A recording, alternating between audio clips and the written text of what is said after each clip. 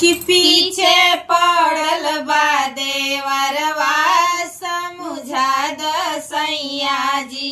कि पीछे पड़ल बा देवरवा समझा द सैया जी। घूमे जाई गली मोहल्ला रहिया हमारी छेके हो, रहिया हमारी छेके।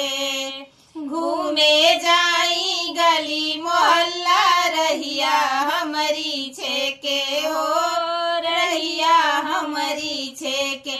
कि मारे तिरछी नजरिया समझा द सैया जी। कि हमके मारे ला नजरिया समझा द सैया जी। कि पीछे पड़ल बा देवरवा समझा द सैया जी। कि पीछे पड़ल बा देवरवा